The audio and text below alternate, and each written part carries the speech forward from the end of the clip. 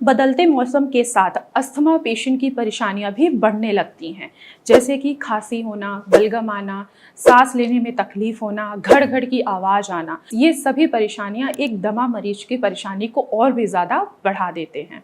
मैं डॉक्टर कंचन सिंह और आज के इस वीडियो में मैं आप सभी का स्वागत कर रही हूँ। और आज के इस वीडियो में मैं आप सभी से बात करने वाली हूँ कुछ ऐसे होम रेमेडीज़ के बारे में जिनका आप उपयोग करके आप अपने अस्थमा की परेशानी को थोड़ा सा कंट्रोल भी कर सकते हैं और धीरे धीरे अपनी प्रॉब्लम को क्योर भी कर सकते हैं।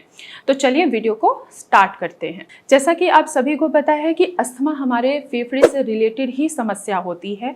जो हमारा एयरवेज होता है, जो एयर पैसेजेस होते हैं, उनमें क्या होती है कि उनमें इन्फ्लामेशन होती है, स्वेलिंग होता है, जिसके वजह से जो एयर पैसेजेस हैं, एयर वे हैं, वो श्रिंक होना स्टार्ट हो जाते हैं।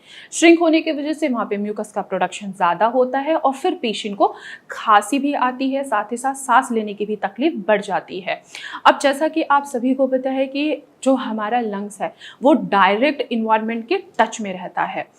अब आइए चलिए समझते हैं कि क्या क्या सिम्टम्स होते हैं एक अस्थमैटिक पेशेंट में।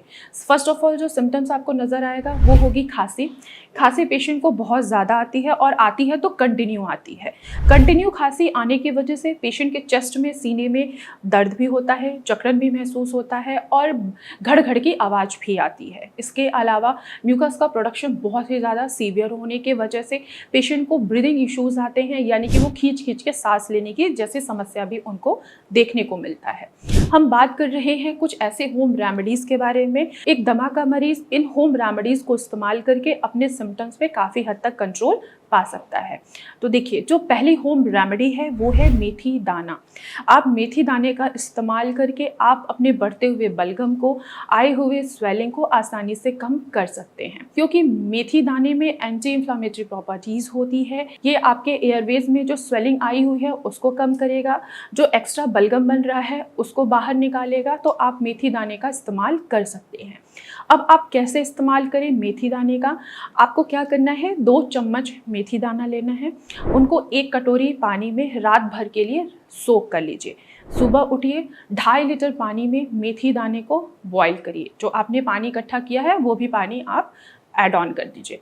बॉईल कीजिए। बॉईल करने के बाद तब तक बॉईल कीजिए जब तक आपका पानी जो है वो 1 लीटर के करीब ना हो जाए। देन उसके बाद धीरे धीरे आप सिप सिप करके इसका सेवन करें।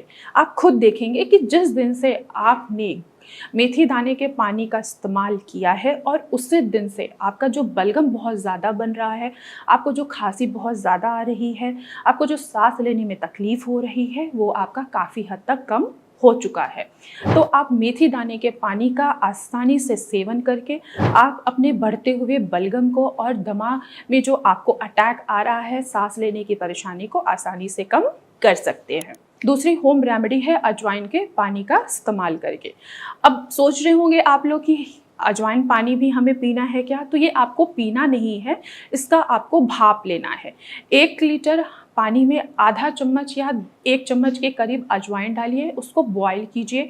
जो उसका भाप निकल रहा है उससे आप स्टीम लीजिए, यानी कि भाप लीजिए।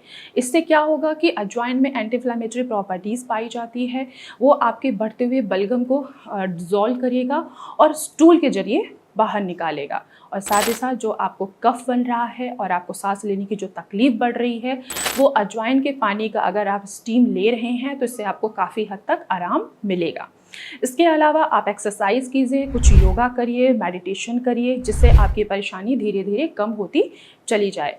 आपको ध्यान रखना है कि आप जिस चीज़ से एलर्जिक हैं आप उन चीज़ों से दूरी बना के रखिए। जैसे कि अगर आप ठंडी चीज़ों से एलर्जिक हैं, जैसे बनाना है, या आप खट्टे फलों से एलर्जिक हैं जैसे संतरा है या नींबू है, तो आप इनसे दूरी बना के रखिए। अगर आप इनसे दूरी बना के नहीं रखेंगे और इनका आप सेवन कर रहे हैं तो आपकी अस्थमा की प्रॉब्लम कभी भी जड़ से ख़त्म नहीं होगी। तो इन चीज़ों को अगर आप फॉलो करते हैं, छोटी छोटी चीज़ें होती हैं, छोटे छोटे गाइडलाइंस होते हैं जो एक दमा के मरीज़ को फॉलो ज़रूर करना चाहिए। अगर आप ये 2 होम रेमेडीज़ को फॉलो कर रहे हैं तो आप काफ़ी हद तक अपने अस्थमा की प्रॉब्लम को घर पे बैठे बैठे ही क्योर कर सकते हैं। तो आज की वीडियो में बस इतना ही, फिर मैं मिलूँगी नेक्स्ट वीडियो में। तब तक के लिए धन्यवाद।